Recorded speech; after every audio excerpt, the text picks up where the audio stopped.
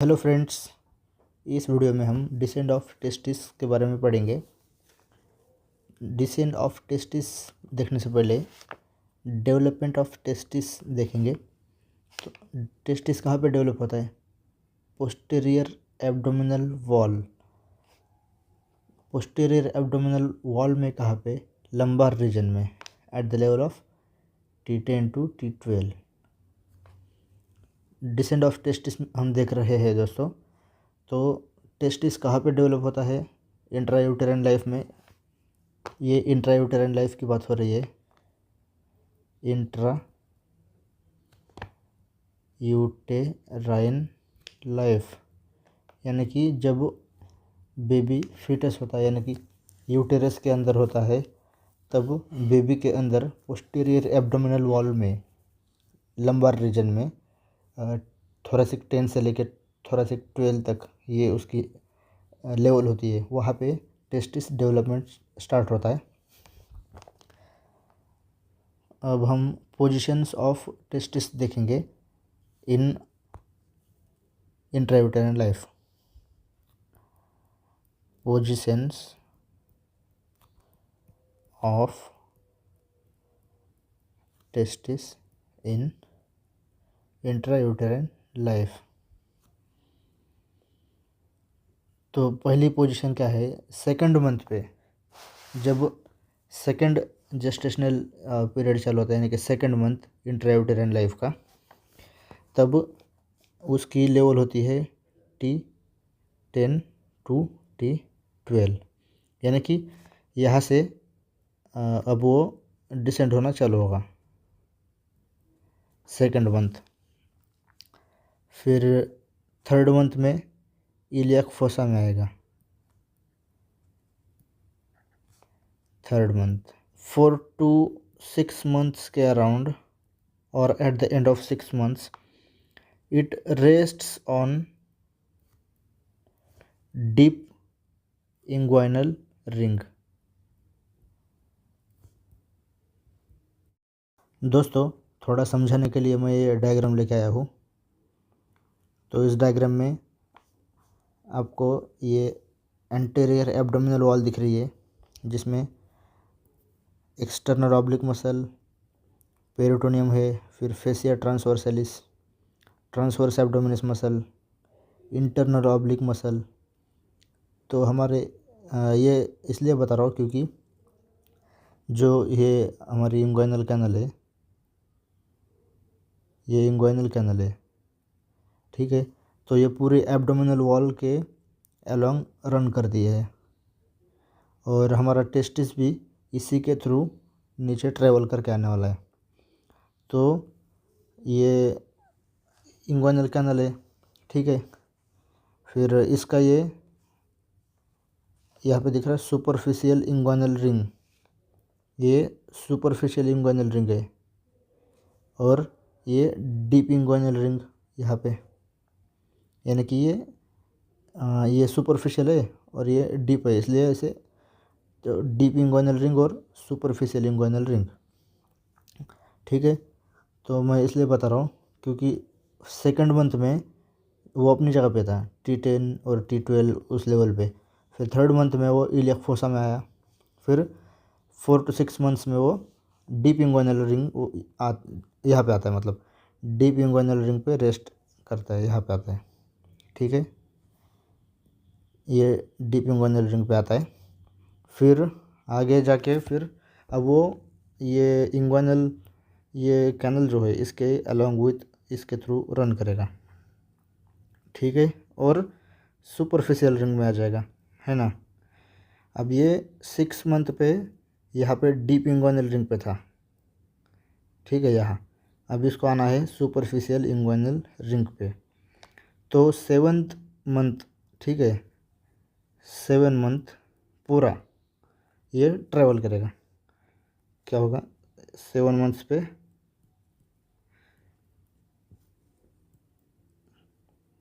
Traverse inguinal canal.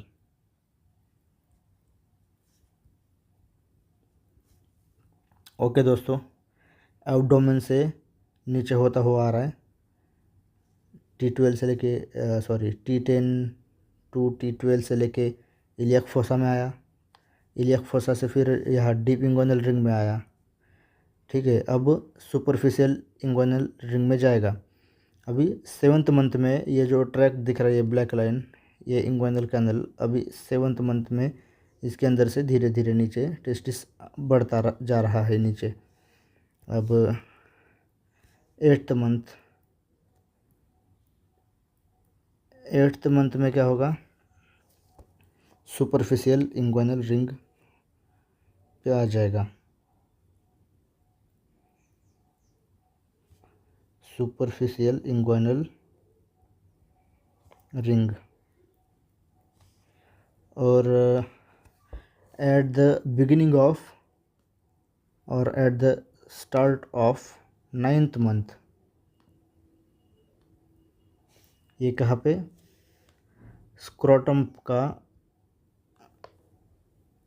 Scrotum के पास आ जाता है, अपर एरिया में।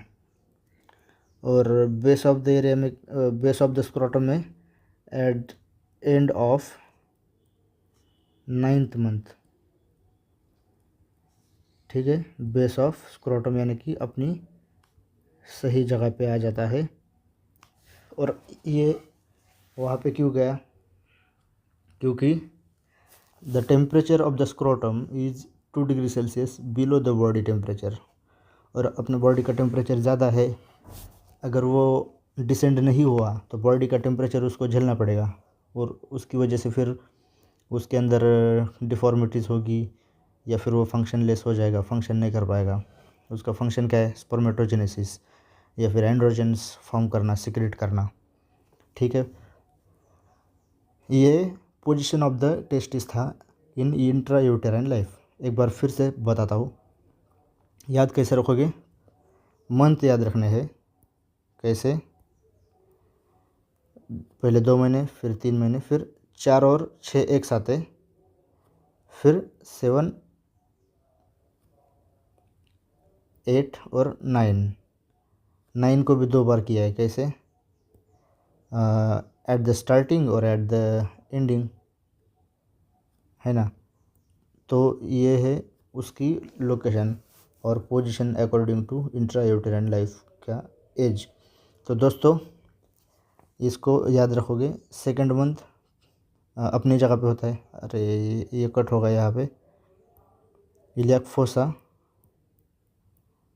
3rd मंथ पे आता है। 6th मंथ पे 4 to 6 मंथ डीप इंग्वानल रिंग, फिर 7th मंथ इंग्वानल कैनल के थ्रू रन करके 8th मंथ तक सुपरफिशियल इंग्वानल रिंग तक आ जाता है। फिर 9th मंथ के स्टार्टिंग में स्क्रोटम का अपर पार्ट वहाँ पे आ जाता है। फिर at the base of scrotum कब आता है, एंड ऑफ 9th मंथ। दोस्तों हमारा नेक्स्ट पॉइंट है factors responsible for decent of testis. किन कारणों की वजह से टेस्टिस डिसेंड होता है, ये देखना है। तो उसमें पहला कारण है, व्हाट इज़ दैट, डिसप्रपोर्शनेट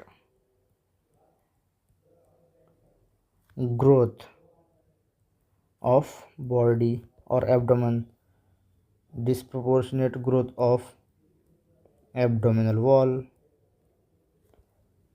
दोस्तों आपको पता है कि अपनी बॉडी की ग्रोथ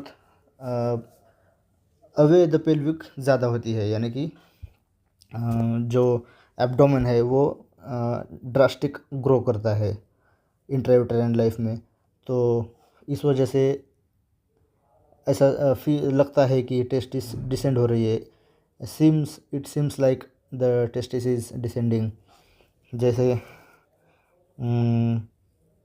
क्या होता है, डिसप्रोपोर्शनेट यानी कि अनइक्वल भी बोल सकते हैं, है ना। यानी कि अपर पोर्शन जो है, ट्रंक और एब्डोमेन, वो ज़्यादा ग्रो करता है इन कंपैरिजन विथ पेल्विस। तो इस वजह से टेस्टिस नीचे की ओर आ रही है, ऐसा लगता है। ठीक है, ये एक हो गया disproportionate growth of abdominal wall. इसको लिखता हूँ मैं, away the pelvis, away from pelvis, यानी कि पेल्विस से अवे ग्रोथ होती है एब्डोमेन और ट्रंक की ज़्यादा, इस वजह से वैसा फील होता है। फिर सेकंड है pull of gubernaculum. What is this gubernaculum? Gubernaculum क्या है? टेस्टिस होता है, टेस्टिस, ये टेस्टिस है, ठीक है। और अभी इसको आना है स्क्रोटम में, यहाँ पे नीचे। तो ग्यूबरनेक्यूलम क्या होता है? एक ऐसा लूज टिश्यू होता है जो कि स्क्रोटम के बेस को, टेस्टिस के लोअर पार्ट को, यानी कि लोअर पार्ट ऑफ टेस्टिस को खींचता है स्क्रोटम की ओर। कौन? ग्यूबरनेक्यूलम, ग्यूबरनेक्यूलम। इस वजह से टेस्टिस डिसेंड होता है। फिर जब 9th मंथ के टाइम पे पूरी तरह से टेस्टिस स्क्रोटम में आ जाता है, तब यही ग्यूबरनेक्यूलम क्या होता है? एक लिगामेंट के इसमें ऑब्लिटरेट हो जाता है, या फिर इसका लिगामेंट बन जाता है। तो वो स्क्रोटल लिगामेंट या फिर ligament of scrotum. Okay, scrotal ligament क्या है? ग्यूबरनेक्यूलम का ही आगे जाके ये स्क्रोटल लिगामेंट बन जाता है, लिगामेंट ऑफ स्क्रोटम। ये ग्यूबरनेक्यूलम क्या है? इसको लिखते हैं, ये ग्यूबरनेक्यूलम एक band of tissue, okay, band of tissue है जो क्या करता है? Connects the lower pole of testis to scrotum. Okay, gubernaculum क्या है समझे? स्क्रोटल लिगामेंट क्या है? स्क्रोटल लिगामेंट ही ग्यूबरनेक्यूलम है, जो कि जब 9th मंथ में ये स्क्रोटम है और 9th मंथ में टेस्टिस स्क्रोटम में आ गया, ओके, तो यहाँ पे स्क्रोटल लिगामेंट फॉर्म हो जाता है। यही ग्यूबरनेक्यूलम वो डिसअपियर हो जाता है और हमें एज अ स्क्रोटल लिगामेंट दिखता है वो। फिर ये ग्यूबरनेक्यूलम का पुल है, वो ग्यूबरनेक्यूलम खींचता है, इसलिए ये दूसरा फैक्टर है जो कि डिसेंड ऑफ टेस्टिस में रिस्पॉन्सिबल होता है। फिर तीसरा क्या है? थर्ड है intra abdominal pressure, intra abdominal pressure and intra abdominal temperature. ये भी प्रेशर और टेम्परेचर की वजह से भी टेस्टिस डिसेंड हो जाता है। और एक सबसे इम्पोर्टेंट रह गया वो हार्मोन्स। हार्मोन्स कौन से? एंड्रोजेंस, एंड्रोजेंस में टेस्टोस्टेरोन, टेस्टोस्टेरोन, ये टेस्टोस्टेरोन की स्पेलिंग गलत हो गई, टेस्टोस्टेरोन, ठीक है। फिर गोनाडोट्रोपिन्स, मैटरनल गोनाडोट्रोपिन्स,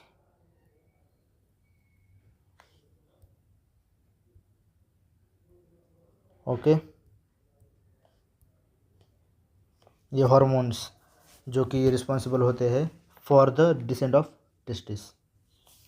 और दोस्तों, टेस्टिस अगर इंट्रा यूटेराइन लाइफ में डिसेंड नहीं हुआ तो फिर वो बर्थ के बाद 1 ईयर एज तक वो डिसेंड हो सकता है। अगर 1 ईयर एज तक नहीं हुआ तो फिर वो आगे डिसेंड नहीं होता, फिर आगे फिर सर्जरी की ज़रूरत पड़ सकती है।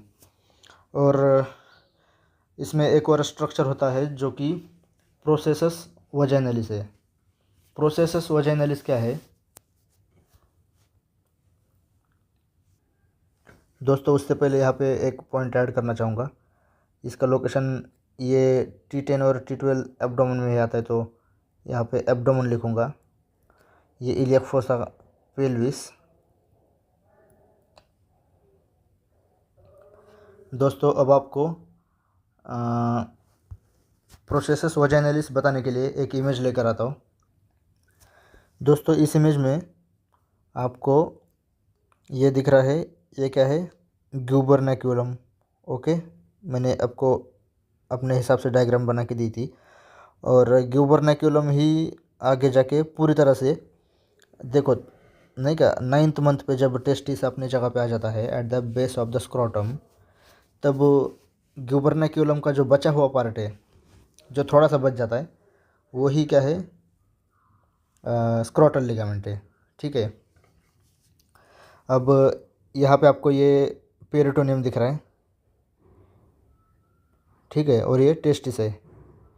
तो पेरिटोनियम जो है वो टेस्टिस से पहले एक्सटेंड हो जाता है स्क्रोटम की तरफ।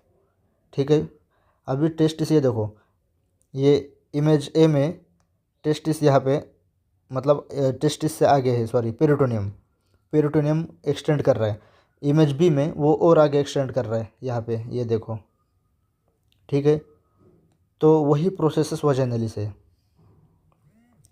The extended part of the peritoneum which extends before the testis and after testis follows the peritoneum or the processus vaginalis। ठीक है, प्रोसेसस वजाइनलिस क्या है, पेरिटोनियम का पार्ट जो एक्सटेंड हुआ है, ठीक है, टेस्टिस से पहले एक्सटेंड हो जाता है, वो वही प्रोसेसस वजाइनलिस है। और यहाँ पे अब स्क्रोटम में पेरिटोनियम आ गया, यानी कि पेरिटोनियम का वो पार्ट जो एक्सटेंड होकर नीचे आ रहा है, उसको प्रोसेसस वजाइनलिस बोलते हैं। ठीक है, अब इमेज डी में क्या हो रहा है, यहाँ पे देखो, ये पार्ट जो पेरिटोनियम का ये पार्ट है, ये क्लोज हो गया, closed part of processus vaginalis. Okay, तो पेरिटोनियम का एक पार्ट स्क्रोटम में एक्सटेंड करके आ गया, और यह यहाँ पर पेरिटोनियम का एक एक्सटेंशन पूरी तरह से स्क्रोटम में आ गया है, और यहाँ पे क्लोज हो गया पार्ट, पेरिटोनियम से सेपरेट हो गया है ना। तो इसको ही फिर आगे जाके क्या बोलते हैं, ट्यूनिका वजाइनलिस, द प्रोसेसस वजाइनलिस। आगे चल के क्या बन जाता है वो, ट्यूनिका वजाइनलिस, है ना। तो क्या देख रहे थे हम, प्रोसेसस वजाइनलिस, वेजिनलिस, क्या है ये, एक्सटेंशन ऑफ पेरिटोनियम। कौन सी इंट्रायूटेराइन लाइफ पे होता है ये, 7th मंथ पे। ओके, एक्सटेंशन ऑफ क्या, पेरिटोनियम, एक्सटेंशन ऑफ पेरिटोनियम। ठीक है, और फिर क्या होता है, ये जब ये एक्सटेंड हो रहा है नीचे, तब टेस्टिस इसके अंदर इन्वेजिनेट करता है। यहाँ पे दिख रहा है, ये इमेज फर्स्ट में देखो, इन्वेजिनेट चालू हुआ है, फिर थोड़ा और इन्वेजिनेशन हुआ है, आगे चल के थोड़ा और जब नीचे आया स्क्रोटम में, जब पूरी तरह से स्क्रोटम में आ जाता है टेस्टिस, तब ये ट्यूनिका वजाइनलिस बन जाता है, और टेस्टिस उसमें इन्वेजिनेट हो जाता है। ठीक है, तो इसको कैसे लिखेंगे, peritoneum invaginates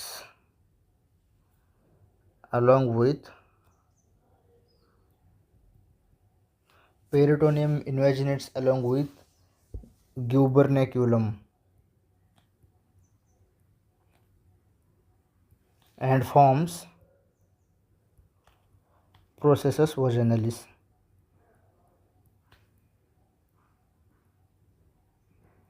and obliterates to tunica vaginalis।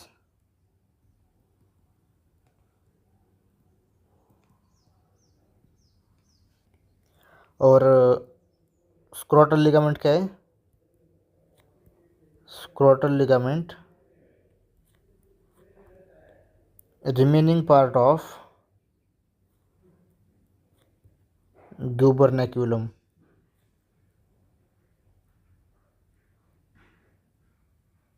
Remaining part of gubernaculum at end of 9th month.